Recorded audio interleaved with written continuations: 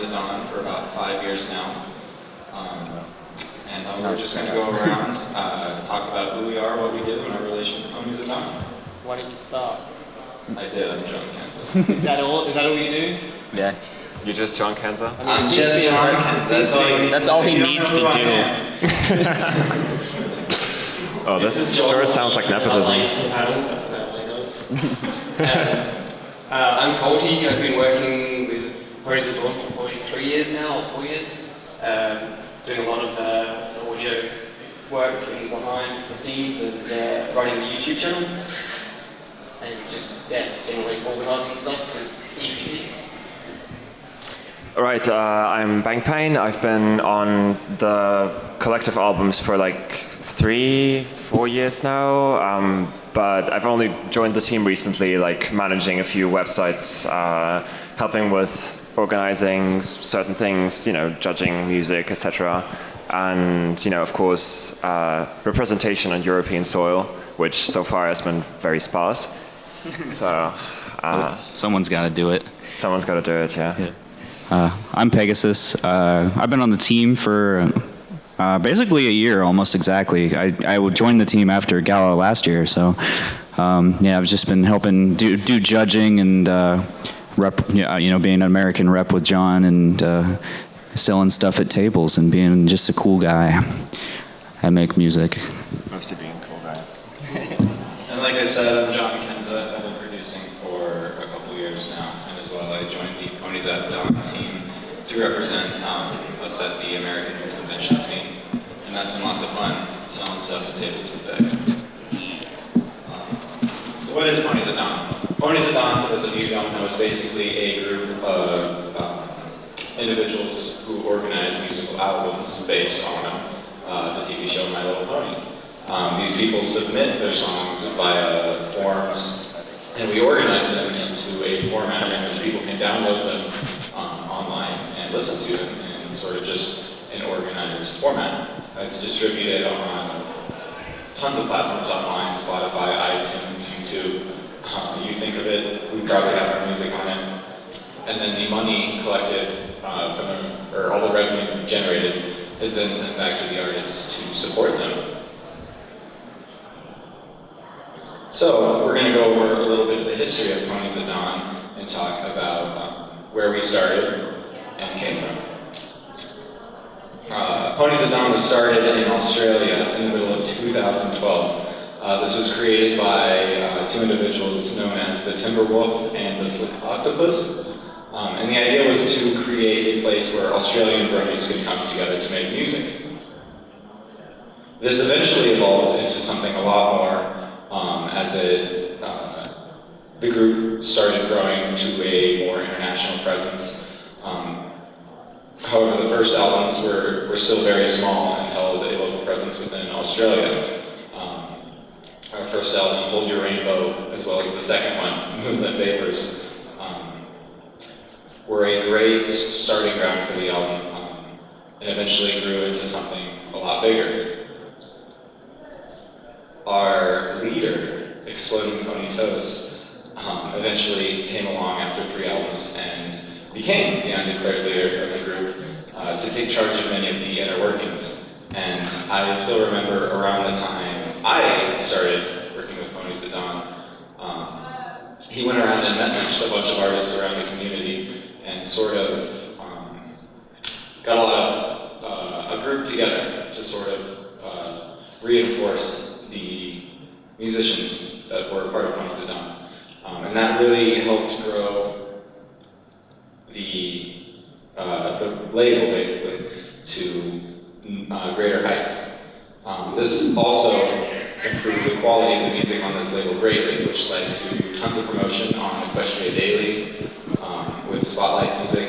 And not only did that help promote a lot of the Ponies At Dawn stuff, but that also helped promote a lot of the artists as well. So we definitely fed off each other in that sense. Another great source of interest was the Like in These Beats radio show. And this was lots of fun. It functioned similar to a radio show on Ponyville FM. Or it was on Ponyville FM, wasn't it? Yeah. In the early days, like in... I think it started out on It did. It started out on Free Network, and then went to Ponyville FM. And this was a great way to promote the album as well. Every time we have an album, we have a release party as well, and all these songs off the album are streamed through the release party, and it's a really fun community building activity that we'll talk about a little bit later with how you can get involved. But the radio show is definitely a great way that we got a lot of promotion and a lot of ears listening to our work. Eventually, around 2015, the final project of that year for Ponies At Dawn was a Christmas-themed album by Intersect for the Ponies At Dawn team. And it was a collection of previously released songs where all the proceeds were donated to charity. And thus began the tradition of Ponies At Dawn charity albums, which are still going on to this day and generate a lot of revenue for charity, which has been a really, really great thing. And it was also around this time that Exploding Pony Toast took over the music side of Equestria Daily and was able to give Ponies At Dawn the attention it deserved. Along with that, we also started commissioning professional artwork for each of our albums. Guardians and Voyager both contained some really cool artwork, as you can see.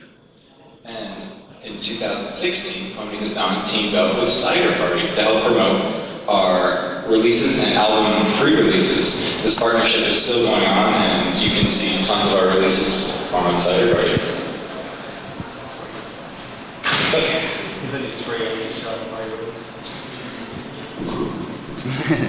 So, just going back to that, there's each album we have a bunch of pre-releases 2 weeks before the album drops, and we share roughly 3 to 4 between the Cider Party and the main Ponies At Dawn channel. So there's a bit of a connection there, and the last 4 albums that we've released have been very successful, and as available or as always, are available online. In the top left, we have Rebirth. In the top right, Enigma. And the bottom left was our last charity album, Recollections. That one did really well, and also Skyward. Each of these songs have over 50 songs and are all free to download. So, we're going to talk about what Ponies At Dawn does for the community. We have been in multiple charity auctions, and our charity albums have raised total over, was it 10,000? Roughly 10. Roughly 10,000 Australian dollars, which would be 7,000 euros? Something. Around 7,000 euros to charity.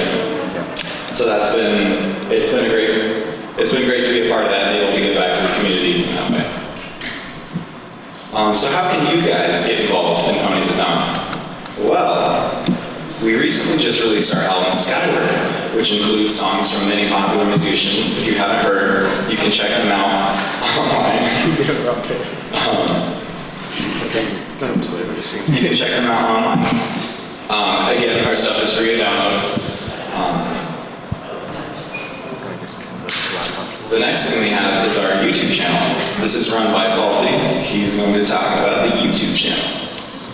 The YouTube channel's great. It's been doing really well recently, helping sort of break out into the fandom a little bit easier than just releasing on one platform like GalaCon or SoundCloud. And recently we hit 4 million total views on the channel, which was pretty amazing.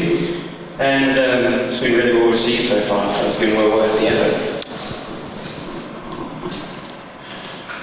We also have lots of other social media, SoundCloud, Bandcamp, Twitter. I think our SoundCloud is actually run by Bank over here. Yes, that is correct. It's been kind of dead for a long time because Alex famously, Exploding Pony Toast famously isn't a big fan of SoundCloud, but Who is? I decided that it's worth giving it a shot because the more exposure we can generate for our music, the better that is for the community as a whole and each individual artist.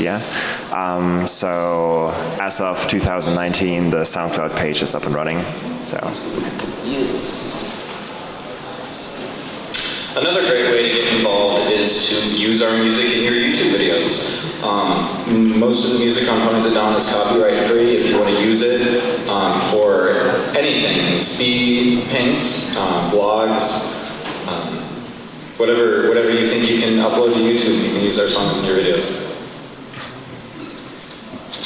Up next, if you haven't noticed, we are selling lots of hot new merch. We have shirts, posters, CDs, flash drives, stickers.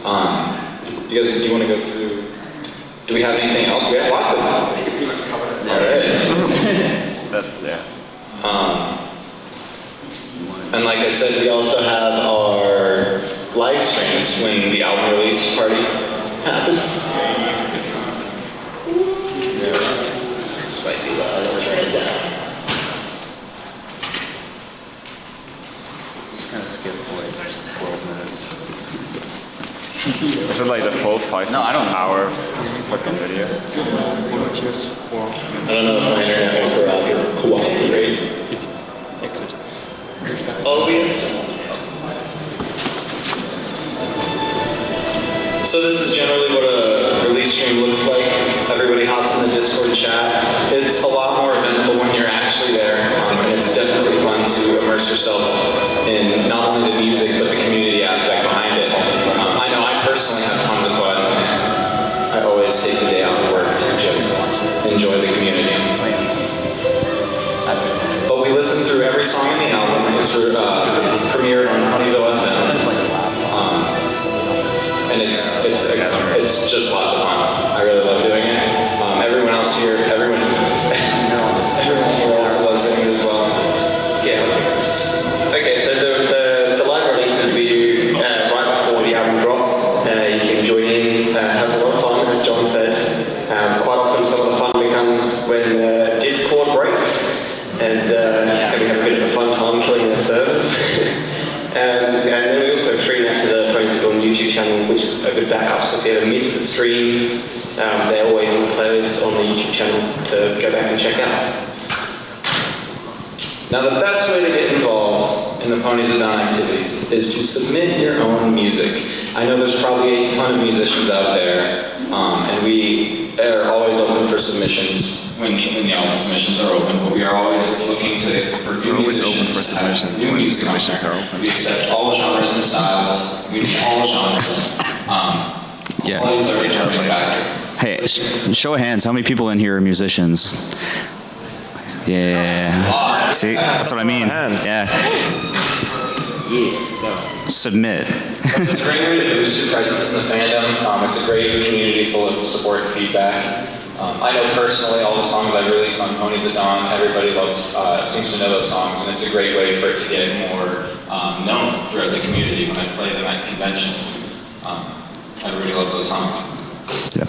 And just to expand on that, when you're submitting, if you feel like you may not be good enough to submit, which is totally wrong, you should always submit your music to try out. We have a huge amount of feedback that comes through from all of our judges on the Ponies At Dawn team. So even if you may not get on in the album, there's always plenty of feedback to come back to help you with trying to go again next time.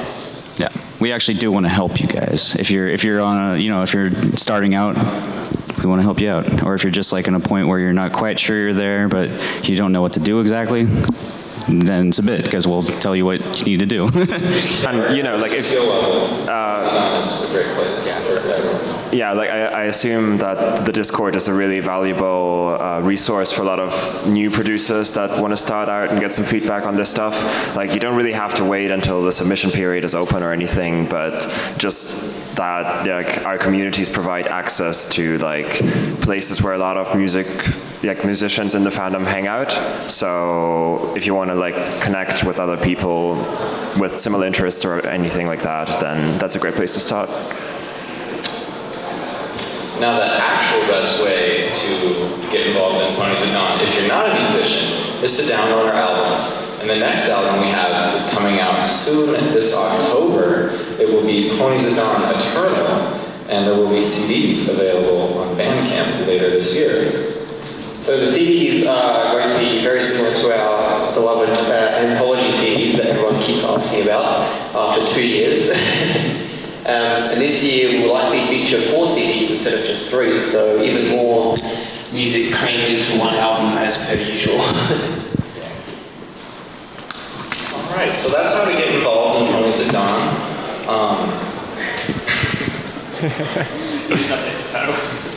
I clicked the wrong PowerPoint, so we're on that. Yeah, you did. All right, up next we have a little track preview. Where's my mouse?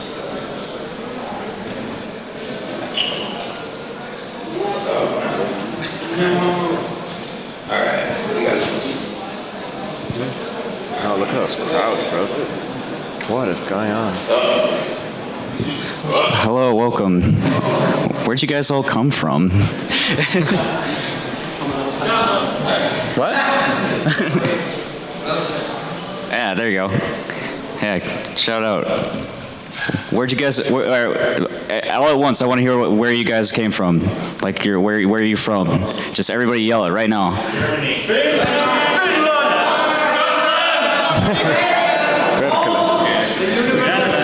There you go. How many people here are from America?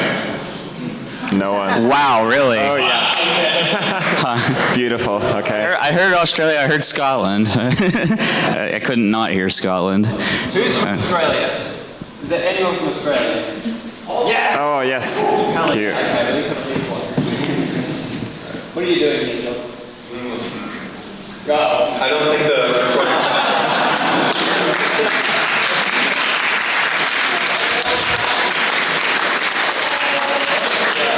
There could not be any more accurate insight into how music production operates than what you just saw. That's basically 50% of the time. Yeah. Yep. Here we go. And you just hope it loads in the files.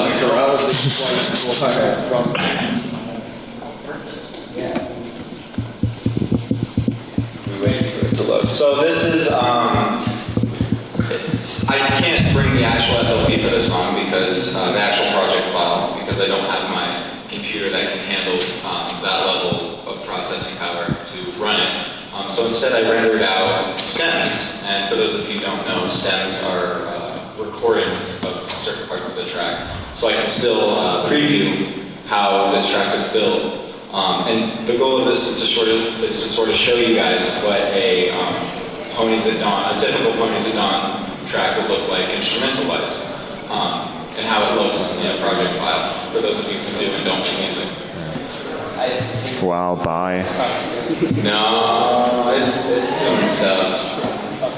No, it's There's a hard plug to run. yeah. I mean, the In the track meantime, all right, we'll see if it loads, but in the meantime, do we want to start maybe a Q&A section if anyone has some questions? Yeah. Sure, let's do that. Yeah, if you guys got any questions just right now while we kind of wait for this to load up, please do. Y'all, you gotta have some questions. This was the same thing that happened last year at this panel for some reason.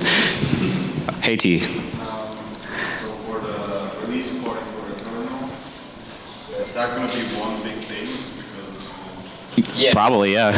For the question was, is the release party for Eternal going to be one big, sort of just like one long-running thing, essentially? And yes. The plan is that the album will be a very similar size to the last one. It's roughly around 70 songs, but that's only if I can hold ET back from just adding 100 songs.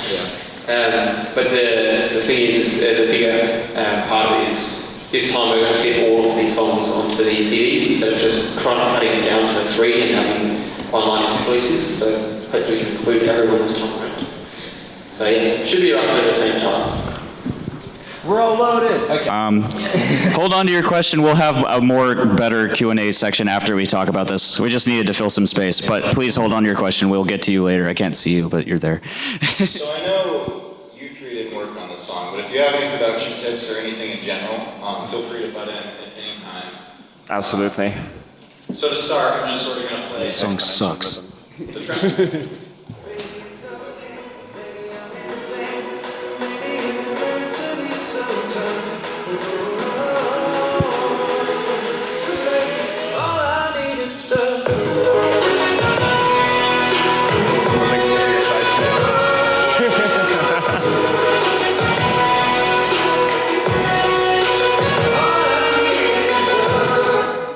So this track is actually composed of many different elements, as you would imagine.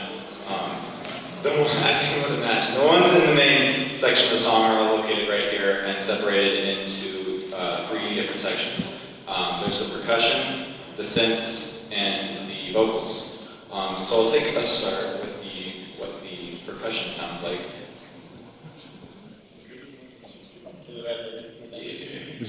Just play silence. So by itself, it's actually incredibly simple.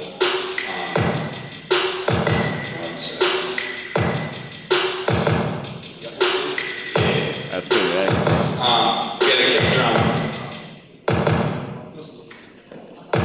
hi-hats, a snare, some shakers. So at its core, it's a very simple drum beat, but when added together with these synths and vocals, they come together to make something more complete.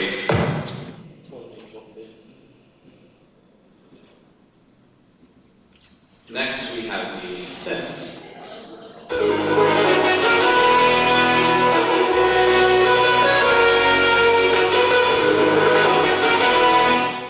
And these are comprised of 5 different elements, starting with the sub bass. You can't hear it, you can feel it. You can sort of hear it. Next, we have the bass.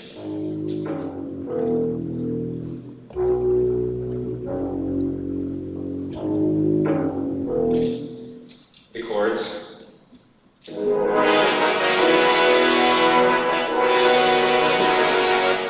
The leads.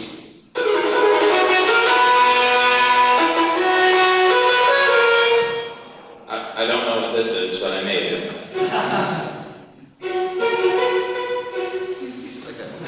Orchestral strings. And so, at its core, this is all very fundamentally simple stuff, but when it comes together, it creates this. Now, obviously, there's a lot more complex mixing involved in each one of these elements. The kick drum doesn't start out sounding like this. It's run through multiple different effects, which take years of practice to be able to manipulate in a way that makes it sound good. But this is sort of just a little insight into the production. And as well, we have the vocals.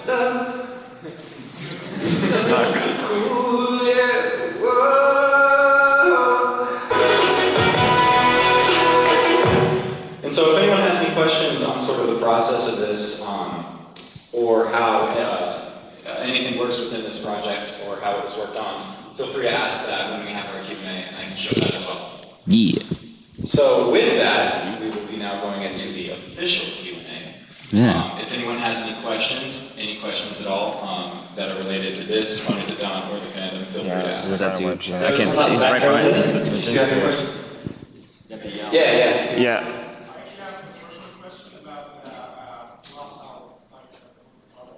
Yeah, you have to speak up a bit, sorry. Can we maybe have someone with a microphone? Just like, yeah, that'd be great. Cheers, prof. Where were you at? All right.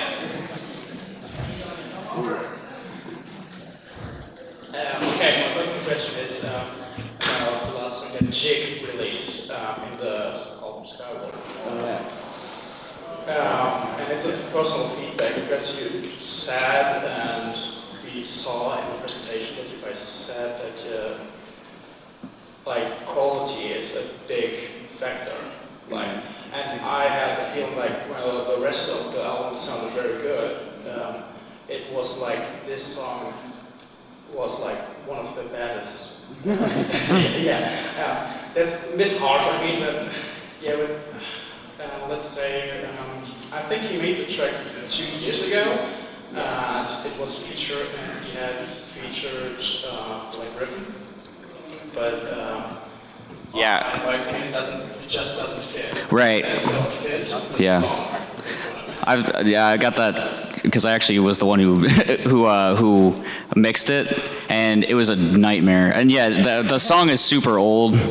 The actual track was super old, and he's been sitting on it for a long time. And I wrote the vocals, but I don't want to just like badmouth people, but I don't know. I don't think Black Griffin's style of singing really fits that genre very well. And like, I don't know. It was hard, but and we talked about doing some things to kind of fix it, but I think it ended up being pretty good enough.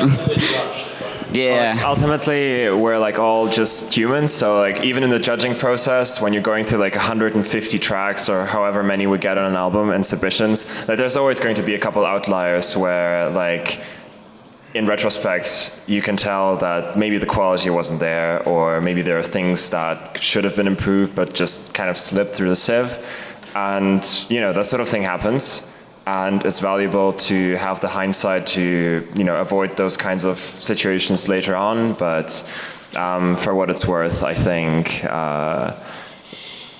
you know, the track wasn't that bad as to see it as a huge issue, I think. Yeah, and from my perspective, like if you spend, because I worked on that song for like a long time, and you get so used to it being the certain way, you don't ever get that like outside sort of perspective, and it doesn't always work out. Like, so I actually didn't even judge that album, so I don't know what the. Okay, we've got more questions. Ew. Whoever's the first. one with the cool hair. You don't have cool hair, sorry. I thought it was All right, questions for basically all of you. So how do you go about the process of mastering? Do you like go to, I don't know, a local studio, rent it for some hours, or do you all do it in your own backyard? Okay, so Do you really think we have that kind of money? Because you're really mistaken there, bro. Okay, so I'm a big strong believer in knowing your own equipment. So you don't have to have an $8,000 studio to be able to master your songs. As long as you sort of know what the hardware you're working with, like your speakers or headphones, sound like with tracks you like listening to, then you know sort of roughly how you need to mix your song on those speakers or on those headphones to sound good on everything else as well. So it's a lot of time and practice in getting used to mastering. It's one of the hardest things to do, but also overcomplicating it can make things worse too. Sometimes it's good to start off simple. Say instead of filling the master chain with 20 effects trying to make the track amazing, sometimes it's nice to just have a bit of light compression and maybe an EQ and a limiter on the end, just to sort of bring it up a little bit and tweak from there, just to sort of see how things run. And you definitely don't want to push a track too hard.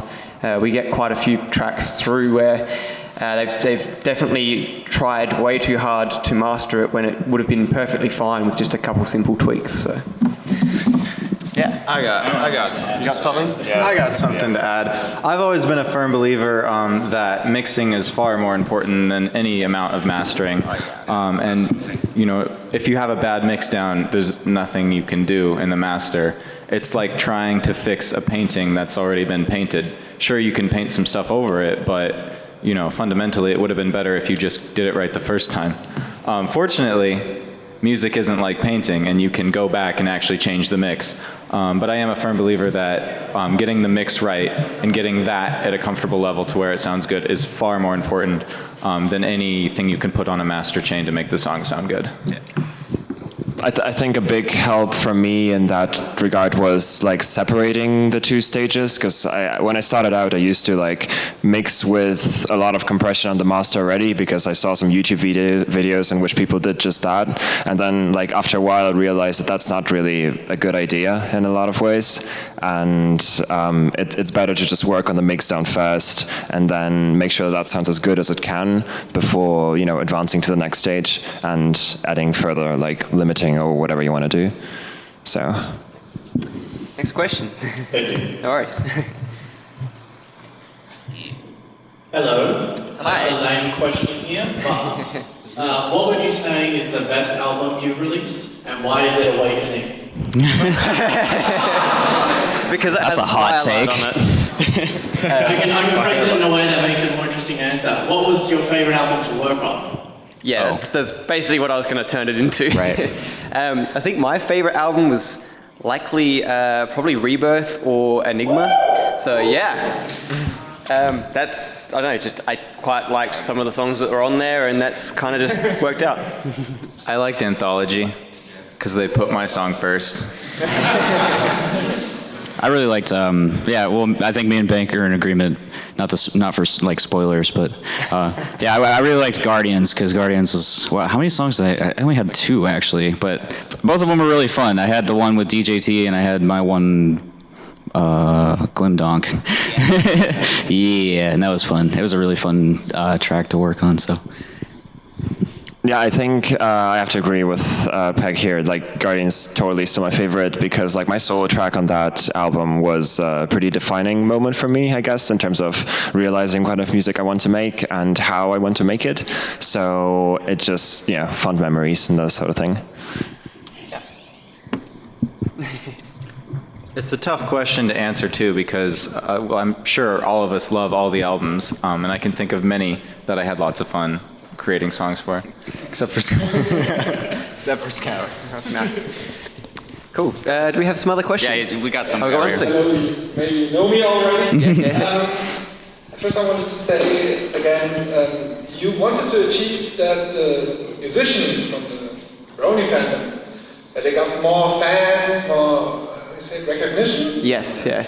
And for me, you achieved that because I bought Anthology and I found so many new musicians and new styles I like, so that I was like, well, okay, let's go here to look at Bandcamp and there and there and there, and I bought so many things from so many different musicians, and I wanted to just wanted to say thank you guys.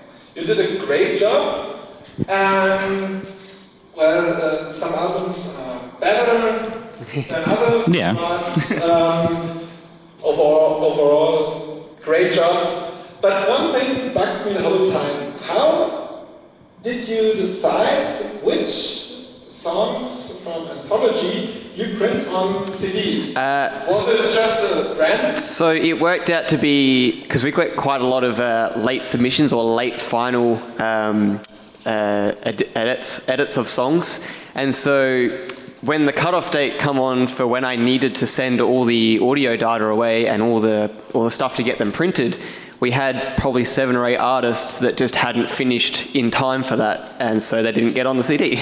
Yeah. So if you want to be on the new CDs, get your songs done in time. Yeah.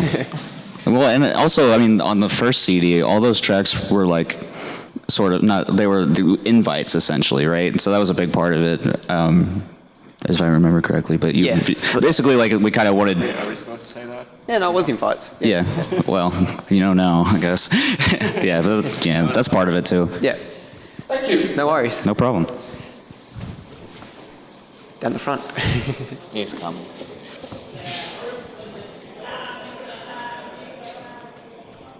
Hello. Very stupid and basic question probably. But when you want to start playing a flute, you go to a music school. When you want to start playing a guitar, you find some chords, maybe ask some friends, watch few tutorials and practice at home and somehow figure it out.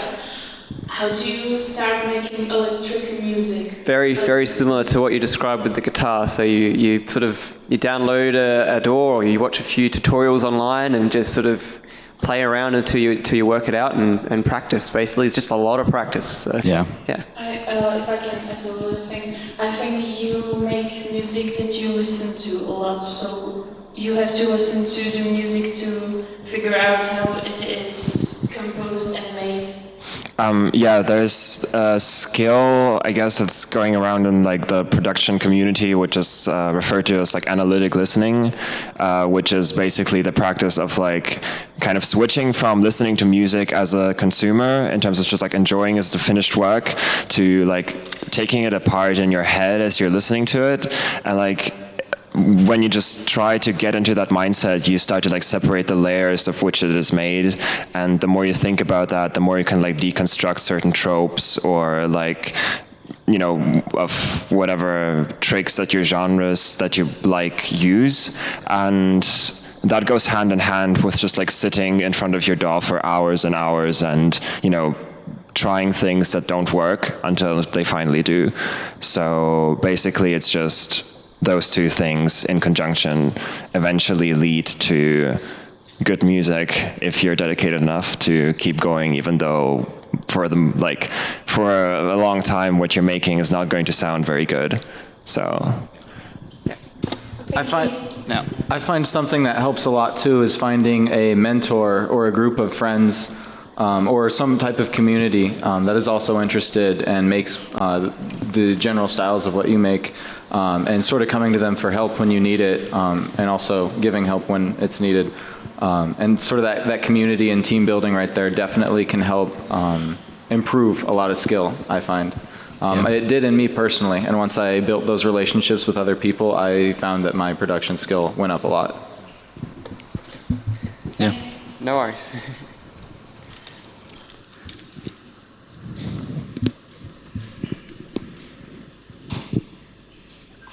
I would like to have a question to all of you. What kind of musicians or producers inspired you or inspiring the best? And if you had a chance, who would you work with? Yeah. I'll start down here. Yeah. Well, I have a lot of different Sorry, I got it now. I have a lot of different influences because even though I make EDM, I never listened to it much as a kid. I would listen to a lot of like rock. One of my favorite bands was the White Stripes, and I pick up a lot of like bluesy elements from that and jazz and being a drummer and all this stuff. But as far as people that like I emulate, that I really inspire to kind of be like, there's obviously, everybody knows Cone Sound, or not everybody knows Cone Sound, but everybody knows, who knows me knows I try to be them. So Cone Sound, there's this new guy that I've been listening to named Jade Cicada, who's also really good. Wooden Toaster for the vocal stuff. So yeah, those are probably the main ones I'd say at the moment. Yeah, I've had a similar story in the sense that like I didn't really listen to a lot of electronic music until I was mid to late teens, I guess. So my musical progression went from various music that you just absorb as a kid to really edgy metalcore stuff, I guess, at some point, and eventually I started listening to drum and bass and that sort of thing that I actually make now. And if I had to pick out a couple artists that I enjoyed that really influence how I sound these days, it's probably folks in the avant-garde of modern halftime neuro sound. Things like Forso or Frequent or Mr. Bill. It's those guys really make amazing music, and it never ceases to amaze me what they can come up with, and I kind of want to match that kind of creativity and uniqueness with the stuff that I make, so it's an endless source of inspiration. If you hadn't quite noticed all the purple I'm wearing, one of my biggest inspirations is Archie, of course, with a lot of his house in the earlier days. But I think that's all kind of pretty obvious in a lot of my music, but some elements that I've sort of found over the years come from other people, such as John Kenza, before I was great friends with him, and people like Join the Herd as well. He does some really amazing stuff. It's been really cool being able to talk to him and become friends and sort of learn some stuff from both of them, and then of course meeting Peg and Bank and hearing how they make their own music and finding different ways from other people. So as much as my main inspiration came from one person, my music over the last couple years has really been changed from working with people like these. Are you telling me that some of your music is being inspired by our inaccessibility? Yeah. I kind of wanted to introduce myself as the inaccessibility expert of the PAD crew. Me personally, I've never actually, I wouldn't say there's a specific inspiration. Alan Walker. Okay. Well, there's been a couple inspirations, but it's always changing and it's always evolving. My music is definitely not inspired by a single person. I take in from multiple different individuals, and I mean, you can look at my music playlists. I can't even remember people's names half the time. I just listen to their songs, and that type of stuff. Just the variety is what inspires me. I'm inspired by myself. Just go follow our Spotify playlists or something. That's a pretty good clue. I don't know if the other guys operate any, but It's weird. Thank you for your question. Do we have any more? Sure, here we go. Ooh, we got lots. not sure if any of you had a situation like this, but would you have any tips for someone who started as an instrumental musician, so knows instruments, knows notes, and plays like that, who wants to like expand into electronic music? Yeah. Yeah, so I'm a drummer. I've been playing drums for about 12 years. I've been playing drums way longer than I've been doing this. And well, what do you play? What instruments do you play? Mainly guitar, I play drums also, Okay. but it's mainly guitar. Cool. Well, yeah, well, yeah, exactly. So, yeah, same idea, you know. I don't know. I think it's actually a really good point to be, because one of the things that, especially young, aspiring people who start to make EDM, don't know anything about like how to make a song attractive in terms of notes. And if you play a lot of guitar, then you actually you know that. And I think that's a really good foundation to build off of. And you already have like this leg up. But I mean, honestly, from that point, it's really just kind of the same process as everybody else. You just kind of have that leg up. And if you recorded stuff and you want to get into EDM, then you can still use that stuff too. Like, I love EDM that uses like real guitar or real drums or whatever. It's really cool. But other than that, just look into how the different ways, the ways that EDM differs from acoustic or just live performed music mix wise. There's a lot of different things, but you just gotta sit down and mess around. Just learn it the same way you would do any other instrument. You just gotta do it and just play around. Have anything to add? Yeah, I think that's pretty much covered. I would say electronic music is definitely a lot more knowledge-based. For example, you could sit down and read a book on information, mixing tips and stuff like that. There is a lot of practice involved, but I think a lot of it is also true.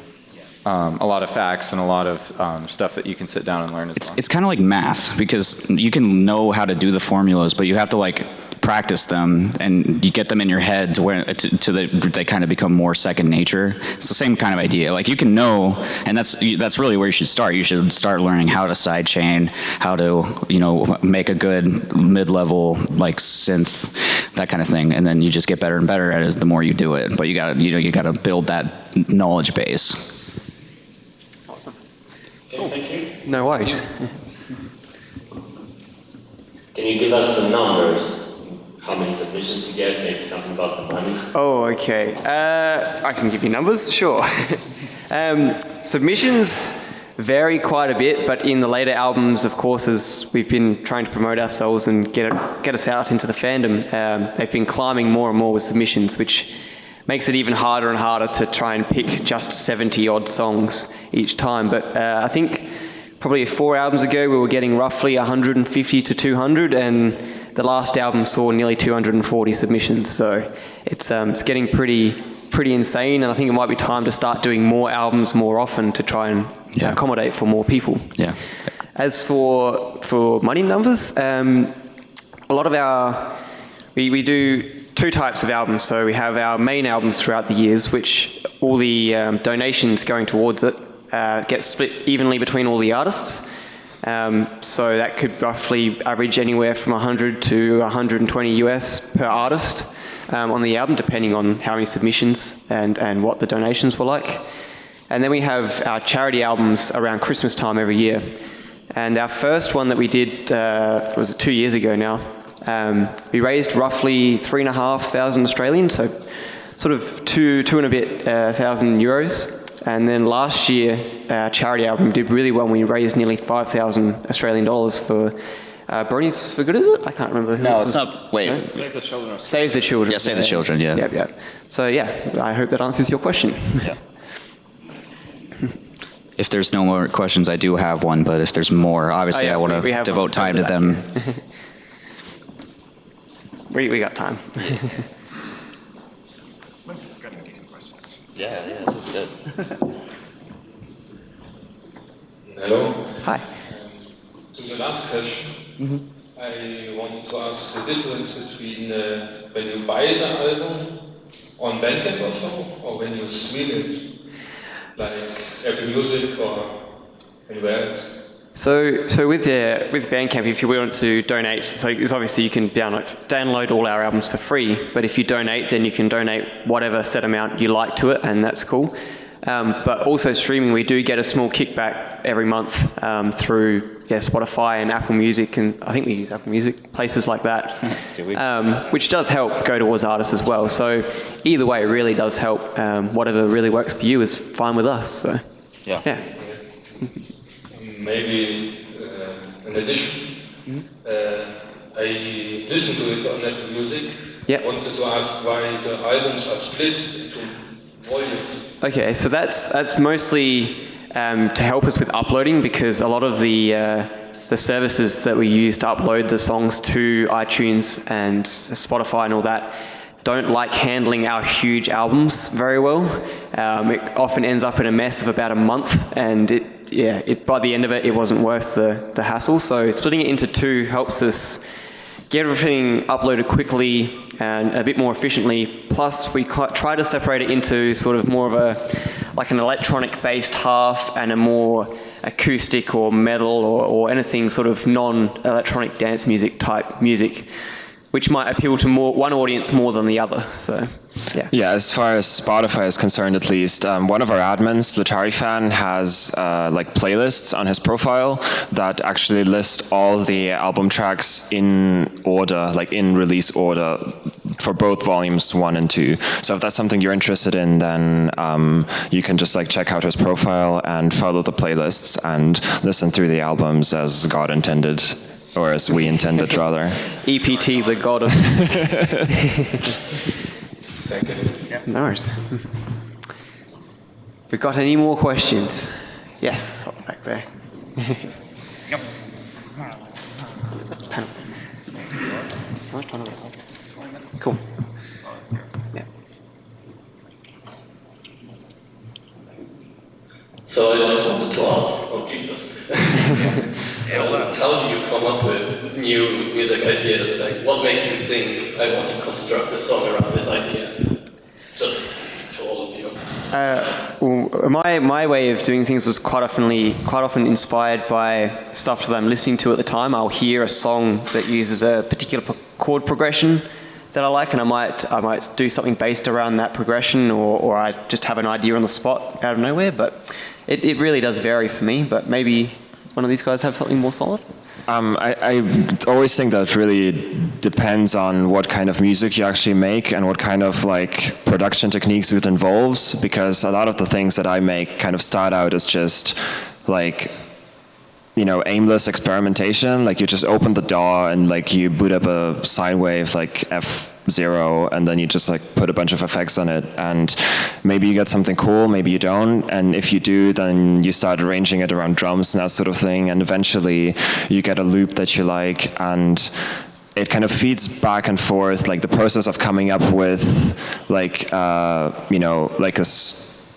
I don't really know what to call it, but justification for the song as a piece of art, as a story or something, goes hand in hand with crafting the song as audio in my mind. So I guess it just feeds back into each other, and by the end of it, hopefully you get a product that both has something to say and sounds the way that you want it to sound. I'll go. I think for me personally, and it's really different for everyone. Everyone has a different way that they start a track. For me, it's again a lot like Bank said. It's a lot of experimentation.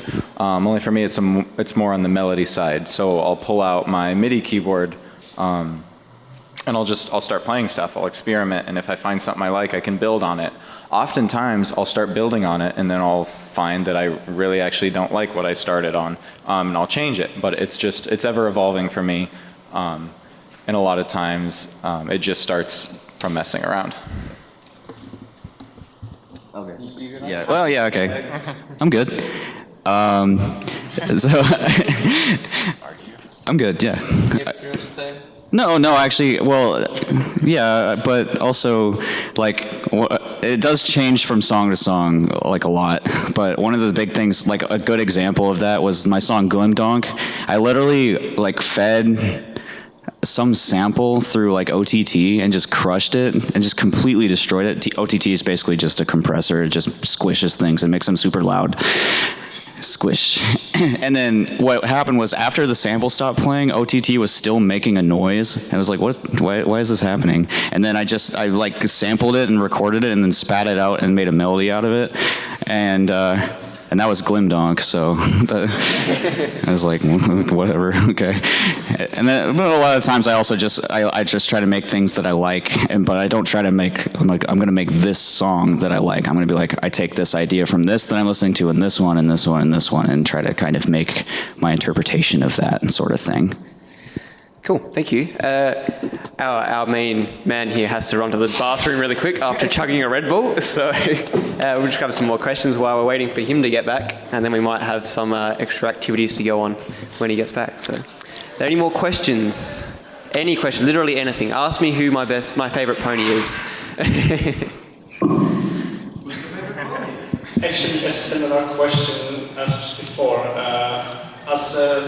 As a part of the Pony fandom, how often did you just came up with an idea for the song because of something fandom made or because of the actual show itself? Yeah. Did it ever happen actually? Yeah. The idea came from the show. Yeah, it happens quite frequently. Like not necessarily the show, but like also show adjacent material. Like as I mentioned before, like one of the reasons why I think that Guardians is my favorite album is because my solo track on there is like directly like. I was trying to score like an event that happened in a piece of fan fiction that I read at the time that like really stuck with me, and I really enjoyed the atmosphere that the author of that story has crafted, and I thought that would be interesting to try and represent that as a sonic like landscape, I guess, and these kinds of things happen. Like that was a very overt example because it's literally got the progression of the story as a song pretty much, but it always quite frequently happens in more subtle ways, such as you just pick up certain feelings expressed by an episode or a character and you try to base something around that, or maybe you mess around with some ideas and then you think that they remind you of something that you saw in the show or show adjacent material, and then you like that's kind of what I meant before, where like sometimes what you made without having anything in mind gives you ideas to make it mean something. So that's kind of how it is for me. It's definitely related to that. Yeah. Yeah. Well, as most of you who know me probably know me as a vocalist, and when I approach vocals, I definitely approach it much more from like a perspective of show stuff. I mean, we did that song with Faulty and John called "Sweet," and I think you even just told me that it was going to be like a Star Treks kind of thing. So I started writing from that perspective immediately. It doesn't always work out that way, but like sometimes I'll be writing like the song I did with Bank, where I don't know why I came up with this idea, but the song that I did with Bank called Reflections is about like a sunburst. He's just like lamenting about how people keep bothering him because he doesn't have a girlfriend. And so he starts reading a book, and then the book is haunted, and he gets possessed by like a sex-crazed demon, basically. I don't know how many of you have heard that song or like how you guessed that that's actually what's happening, but I'm not sure how Peg was inspired with the instrumental to make that, but I'm pretty happy with how it turned out. Well, I hope that answers your question. Are there hidden meanings behind our collabs that I don't know about? There's some innuendos, but you know those ones. Yeah. Cool. Thank you for that. Thank you. Okay, questions? Anything? Literally anything. It does not have to be about music. Just well, somebody did ask who's your favorite pony, so. What's your favorite color? Blue. No. That's the kind of panel we're at. Yeah. So, if anything, how did you get into the fandom? So, what was your first... Don't drag it out too long. What was the first thing you knew about the show and the fandom itself? Back in 2011, I was listening to a lot of new house music and stuff like that, and somehow randomly a Pony remix had popped up into my autoplay on YouTube, which was one of Archie's songs, and that's kind of just where it all started. And about 2 years later, I was just like, oh, this has gotten a little out of hand. Yeah. So I was playing Call of Duty when I was 12 years old. And I saw a guy with a My Little Pony emblem as his... so like in Call of Duty, you can make like an emblem that sort of shows up when you kill someone in the game. And so I saw that, and I was like, whoa, what's that? That's a rainbow horse. That's cool. And so I like looked up a guide, because I wanted to copy his emblem. So I looked up a guide online, copied his emblem, and then eventually someone was like, yo, you watched that show? It's actually really good. And I was like, what show? And then I watched it. You know, gonna talk about yours? It's just really, mine's just very stereotypical. I saw like some Facebook video about like, what are bronies? Well, it's this. It was like, why? I was like, why? That's weird. But then they started talking about the music scene. And unfortunately, admittedly, the thing that turned me on to it was that I heard the Living Tombstone remix. And I was like, because I heard it was on Rolling Stone. I was like, why? What is happening? Like, and so that kind of did it, because I started looking more into like why people, like good musicians, want to do that. Like, so I was like, well, there's got to be something there, right? And so I started watching the show, and it was like, oh, that's pretty good. Yeah. It's all for that horse fame. Like, you couldn't have been really on the internet in 2011 or something and not really run into pony things at some point. So, like, I thought it was pretty weird. And then, like, my girlfriend dared me to watch a few episodes, and I was like, oh, this is actually pretty good. So I kind of lurked around for a bit and picked up music independently, and eventually, actually, a good friend, EPT, convinced me to submit to Ponies at Dawn, and, you know, now I'm here. Thank you. We have questions. Tom. Hi. I have a question. Do you release instrumental versions of your songs? It sort of depends on the song and how the vocals fit in. So there are a couple of songs of mine where the vocals are sort of a second part to the song, and the song can stand alone by itself. DV is a good example. Whereas there's other songs, like quite often show remixes, people will ask me for an instrumental, but the vocals are such a key part to the song that when you take them out, then there's not really a lot of song left to put up as an instrumental, and it's just kind of boring. So, yeah, I think that's pretty much how it rolls. Yeah. I had to pick up the mic for that. I just had to be like, yeah. Cool, thank you.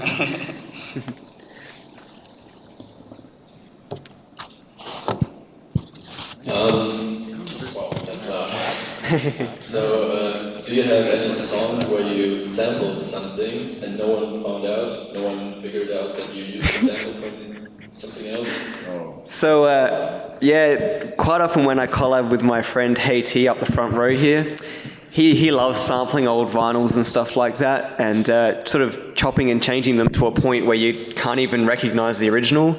And it's generally no one can really pick up what's going on, but there was one lately that he sampled a little too lazily, and everyone knew what was going on. But no, sampling can be used in a lot of different ways. Either using it as like a bass loop for like a hip hop track is really quite common, or sometimes sampling you can just be picking out some effects and building upon them from other artists just to try and make something unique out of what you like, what they've made. So, yeah. Yeah, like I personally quite like just like using random pieces of other media that I enjoy and like cutting them out and like putting them in tracks in a way that is like completely transformative. There's a tweet by Mr. Bill that I enjoy very much, in which he says that like sampling in a way that you know, like Content ID on YouTube or something can pick out and like flag you for is just like a lazy man's tax, and anyone who puts enough effort in their music shouldn't be hit by that. But like I did put like some weird things in music before. Like, I don't know, there's been a game from Lego like 10 years ago which was called Lego Universe. I don't know if any of you know it. I love that game. Yeah, it's great. Yes. And it has some really good music in it. And I used that a couple times in tracks as just like ambient stuff in the background, just, you know, to give it a bit of color. So Sounds like we're getting ready for the gig tonight. Oh man, that's loud. Yeah, for me, what was I gonna say? Man, that's distracting. So I had a song on Enigma called Vaporwave Future, and actually we were uploading it to Spotify, and the people were like, "Yo, what's this?" And it was a sample from Always Sunny in Philadelphia, and they made me take it out, and I was sad because I liked it. So the Spotify version of that song is different than the original, but and then she's not here. I wish she was, but I actually put vocals from Brittany Church in one of my most recent uploads to Skyward, and it's very short, but I want to show her because she's so cool. Her voice is really good. One last question. I think we're running out of time here. I should want to the end of the original questions. This question is kind of related to the thing you just said about Brittany Church. Where did you get that sample from? Like, what exactly did you sample from? What song is that? It's Step Around. Yeah. It's the line, "What is this wonderful feeling?" And I just took that part. And actually I got stems from Adam Sporka, so I could have used those, but I actually just took the literal song and just put it in there and just like time stretched it to where it made sense. And yeah, it was really cool. And it's very short, yeah. Thank you. No worries. When does this panel actually end? In one question. In one question? Okay. One more question. One more, a great question. Oh, there's 2 more. 3 more. Wow, 3 more questions. Well, we'll go for the front one first, because that was your hand was up first. Do you want to go until 15? We can if you like, yeah. Are you open to help a small producer in mastering and mixing? Yes, so... For the right price. Oh. If you're looking for some help, always, ask around. I'm sure people are quite often happy to help. I know a few friends of mine that help out people. I know Andrew Panic loves helping out people with their mastering and stuff. If I have time between... Don't laugh. If I have time between albums when organising and mastering all the main tracks, I quite often like to help out people if there's like a couple things that would really help their track sort of push right to the top of the album. I message them and say, would you like a hand mastering it? Or if someone messages me saying, hey, I'm struggling, trying to get something to sound right, could you take a look at it? I'm more than happy to take a look when I've got some spare time. So, yeah. Same here. Yeah, for sure. Just definitely ask around. Yeah, I also just think, I'm a teach a man to fish, so I don't really want to do it for you, but I will definitely tell you what you can do to make it better. It's just hard when you don't have time, and a lot of us don't have time, so it's not always easy for us to do that even if we wanted to. But I will definitely give you pointers on you can change this and this and this to make it better, that kind of thing. Yeah, thank you. No worries. Okay, yeah, we'll go till 15, so we can answer the last 2 questions that we had. Yeah. Back 2 questions. Good shit. Are we allowed to?